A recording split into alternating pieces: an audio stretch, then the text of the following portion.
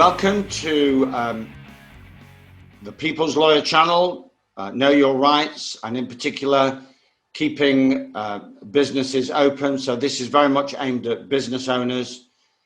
And the subject today, or the subject of this particular part 5, is how can we sum all this up to make it more digestible in one short clip. Now, what I'm going to do is point out the very first phrase, because that's quite a dramatic phrase: business owners at war. Now, let me just give you some background to this, and it only happened today. I have it on good authority. This is not fact that I'm offering you. This is what I'm led to believe happened. We're looking for the video evidence of it. But there was a meeting, there was people gathering, not politically gathering, but simply having their lunch at a cafe in South Manchester. The video has done the round, so by the time you watch this, you'll know exactly what I'm talking about. And allegedly, someone said to the police, if you were told that it was, if it was lawful to shoot us on sight, would you do it? And one of the police officers allegedly said, yes, I would. So if that isn't a declaration of war, I don't know what is. So business owners at war, I think now we have yet to be confirmed, but potentially official evidence that war has been declared on humanity. So let's have a look at the summary in more detail.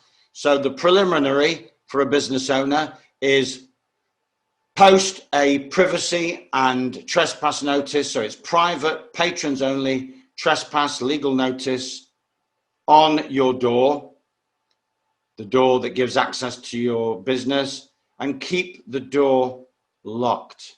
Today's business owner, the man in charge of the cafe Burnage, for some reason didn't keep the door locked, and all hell broke loose.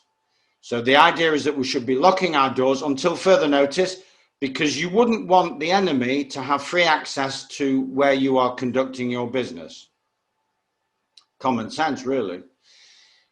Number 2, it says a tax fee schedule to your, so that breach of your legal notice, which is your law, you're laying down your law, it's obvious for all to see exactly what it will cost them for breach and how they can breach your law, basically, and what it will cost them. If you get a visit, then take a name and badge number, because then you're in a good position to deal with it, because we are trying to separate. Again, the art of war is to separate the enemy, to actually divide and conquer. So you take the enemy apart, or part of the enemy, separate 1 or 2 or 3 or 4 individuals. They lose confidence. Nobody likes to lose their comrades or lose sight of them. You take them out using paperwork, really, that is, and target them as individuals, and hopefully that will put them off and their colleagues from engaging in the war in the way that they are currently doing. Number 4, do not engage. Oh, again, today at the Burnage Cafe, there was too much engaging going on. Everyone's very shades of angry and frustrated and stressed, and in some cases even suicidal.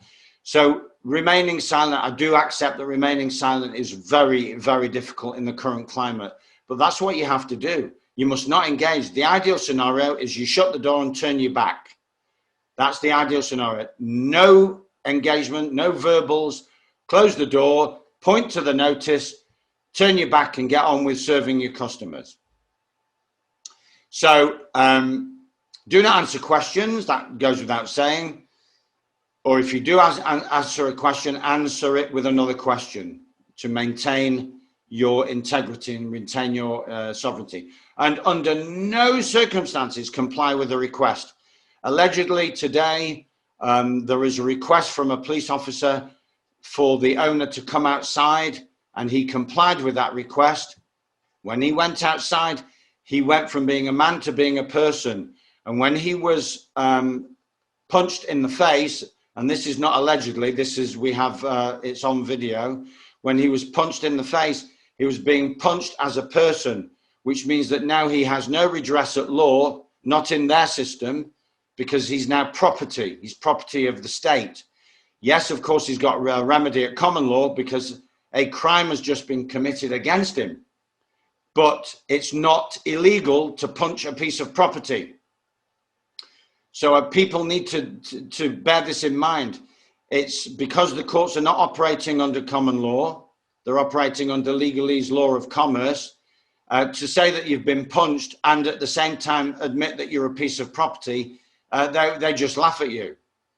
So that's why we need the return of common law jurisdiction as soon as soon as possible, if not yesterday.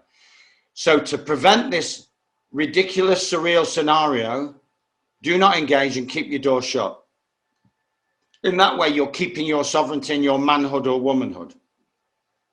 Next one is serve a written personal liability notice. They won't accept it. So what you'll do is that you'll have to recite it. It should be on your mobile phone, or point to it if they're outside and you're now inside. Point to it on the wall, or recite it so that they can hear, but make a recording. And that puts them on notice of the fact that you are going to prosecute them or claim against them because they're not operating under their oath of office.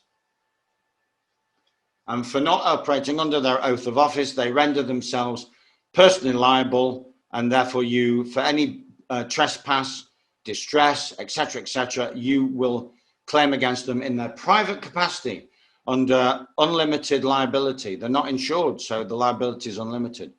Next one, follow up with the letter before action. So whatever it is that you've itemized that they have harmed you or caused you loss or distress, it now goes into a letter before action.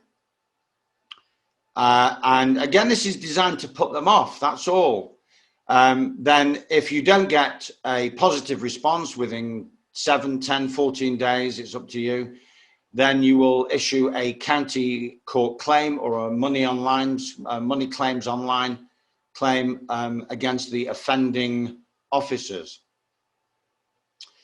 If you receive a notice of fine and or closure order, now look carefully at this page. Fine is in inverted commas and closure order is also in inverted commas. The reason that they're inverted commas is because they don't actually exist. There's no such thing as a fine under these regulations, and it certainly can't be imposed by police. You can only be fined after a complaint is issued, a summons is then issued. So a complaint is filed to a magistrate's court, a complaint is issued and served, there is a hearing at which you attend or you don't attend, and then a fine is declared or is issued by the magistrate upon advice of the clerk of the court. Now, I'm not saying that any of this is lawful, but this is what should happen in their system. So there's no fines, there's just notice of fines. And again, reiterating the point that we made earlier, notice just means that they're trying to draw your attention to something. They're offering you a contract, they're offering you terms and conditions. So what you would do is return to sender if you know what's inside the envelope, and we've looked at what to put on in part 3. Okay, I won't reiterate that now. Just go to part 3 for exactly what to put on the envelope. You can also send them a conditional, basically you're saying, yes, I'm going to comply with your notice, but it will cost you. So it's an offer of conditional acceptance. So you will accept provided that they pay your costs. So you're in commerce here, basically. They're dealing with you in commerce. They're treating you, they're using your legal name, which is your trade name, and you're trading anyway, so you don't mind that. But because it's all trading procedure, then yes, in commerce, happy to comply with your order, provided you meet my costs. Next one, threatened with arrest. Number 10, give the person's name. We dealt with this in the clip from part 4. Give them the person's name, the person's date of birth, the person's address, but you don't own it. Don't say, this is my name. When they try and trick you, what's your name? No, I'm giving you the person's name, the person's address, the person's date of birth. And I'm giving you this under duress of circumstances and reserving all inalienable rights under constitutional common law. And that will help preserve your rights, the kind of rights that you can protect in writing when you return that paperwork, basically. If you're actually arrested, make sure you sign anything under duress of circumstances, VC, vis coactus, which is the Latin for against my will, all rights reserved to secure your freedom or to the return of property. If you make any statements, then make them without prejudice, because any statement made without prejudice will not be admissible evidence in a court of law. And I use that phrase very loosely. There are no courts of law at this level. They are just administrative courts, commercial court, courts of commerce. So, in a nutshell, we are at war, but knowing that, especially knowing that, we need to be peaceful. So we are engaging in peaceful war, if that makes sense. Be calm, polite, and peaceful, but self-assertive, confidently, even arrogantly self-assertive. Your arrogance will trump their bluff and blunder and their pomposity. So I hope this has all helped. If you have individualized inquiries, then please consult the People's Lawyer. It doesn't have a website because websites are in the public domain and they can just get shut down in flames.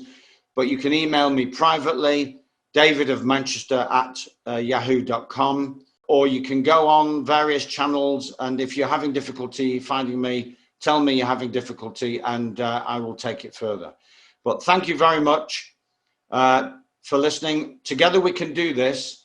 We are many, they are few. We are the 99 point, God knows what percent, 0.9%. They are a small fraction. They have an agenda which we can destroy peacefully as long as we come together in knowledge and power.